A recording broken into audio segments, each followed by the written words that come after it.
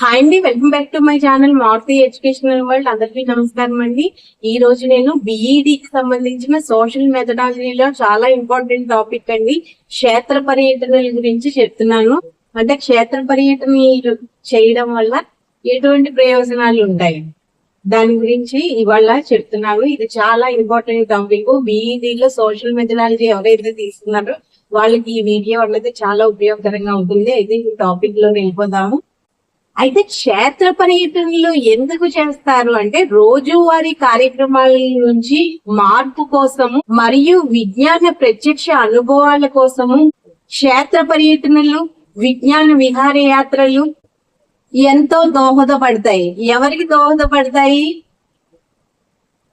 విద్యార్థులకి దోహదపడతాయి అన్నమాట. అంటే కొంత మార్పు కోసము విద్యార్థుల్లోని రోజువారీ కార్యక్రమాల నుంచి కొంత మార్పు కోసము, అదే విధంగా విజ్ఞాన ప్రత్యక్ష అనుభవాల కోసము ఈ విజ్ఞాన విహారయాత్రలు అన్నవి దోహదపడతాయి.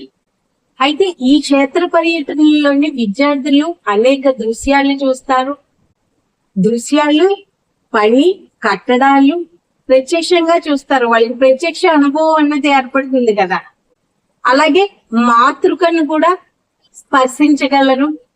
చారిత్రక కట్టడాలను సందర్శించి ఆనాటి ఆలోచనలు, విలువల పడితనాన్ని ప్రశంసించగలరు అనమాట. ఇలా క్షేత్ర పర్యటనలకు తీసుకెళ్ళడం వల్ల ఎవరిని? విద్యార్థుల్ని. అయితే ఇప్పుడు క్షేత్ర పర్యటన నిర్వహణ సోపానాలు ఏంటి అన్నది తెలుసుకుందాం. అయితే ఈ క్షేత్ర పర్యటనలోని నిర్దిష్టమైన సోపానాలు అన్నవి అనుసరించాలి. అవి ఏంటి అని అంటే, 1 ప్రణాళిక రచన, 2 సన్నాహకం, 3 అమలు చేయడం, 4 తదుపరి మూల్యాంకనం. ఈ సోపానాలు అనుసరించాలి. అయితే క్షేత్ర పర్యటన వల్ల ప్రయోజనాలు ఏంటి? విద్యార్థులు ప్రత్యక్ష అనుభవాల ద్వారా పరిశీలించడము, సమాచారాన్ని సేకరించడము జరుగుతుంది. జ్ఞానాన్ని ప్రత్యక్షంగా అనుభవించి నేర్చుకుంటారు. అదే విధంగా యథార్థమైన, విస్తృతమైన సమాజ జీవనాన్ని అయితే తెలుసుకోగలుగుతారు. విద్యార్థులు కలిసి జీవించడం నేర్చుకుంటారు. అదే విధంగా సౌందర్యాత్మక విలువలు పెంపొందించబడతాయి.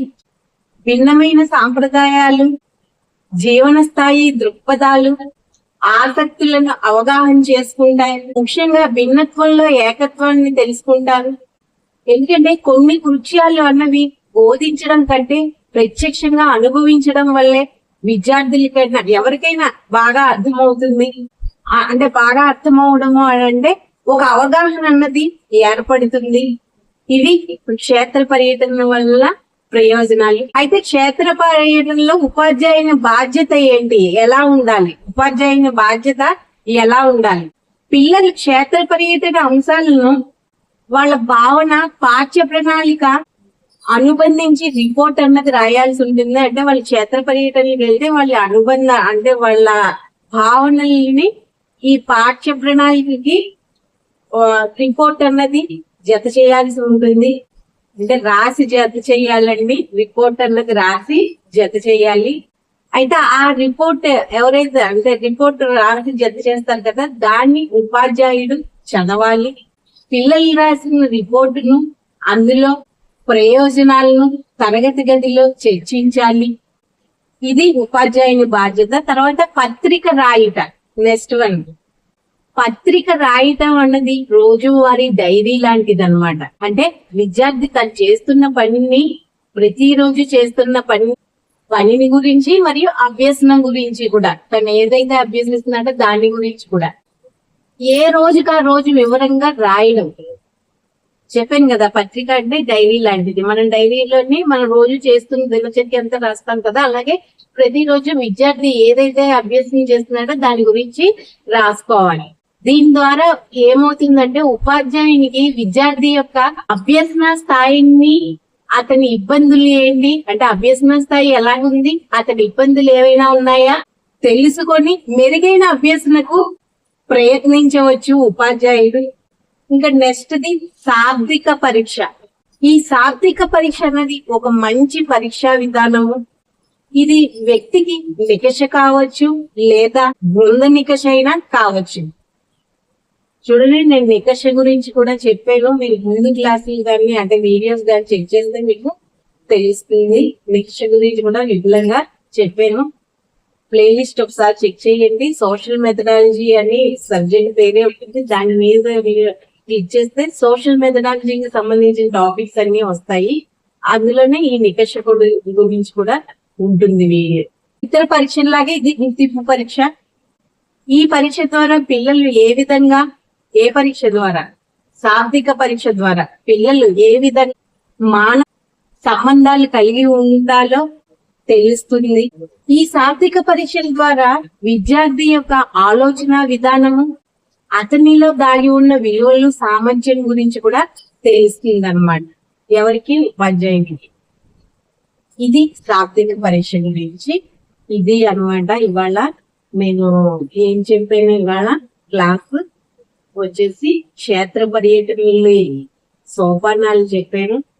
క్షేత్ర పర్యటన వల్ల ప్రయోజనాలు, క్షేత్ర పర్యటనలో ఉపాధ్యాయుని బాధ్యత, పత్రిక రాయడము, శాబ్దిక పరీక్ష అంటే ఏంటి, ఈ 5 విషయాల గురించి అయితే ఈ రోజు క్లాస్ లోని చెప్పాను. నెక్స్ట్ క్లాస్ లోని ఏం చెప్తాను అని అంటే ప్రత్యేక అవసరాలు గల పిల్లల మూల్యాంకనం గురించి చెప్తాను. అసలు ప్రత్యేక అవసరాలు గల పిల్లలు అంటే ఏంటి, దాని మూల్యాంకనం ఏంటి అన్నది నెక్స్ట్ క్లాస్ లో చెప్తాను. ఇది బిఈడి సోషల్ మెథడాలజీ ఎవరైతే చేస్తున్నారో వాళ్ళకి చాలా ఇంపార్టెంట్ టాపిక్ అండి.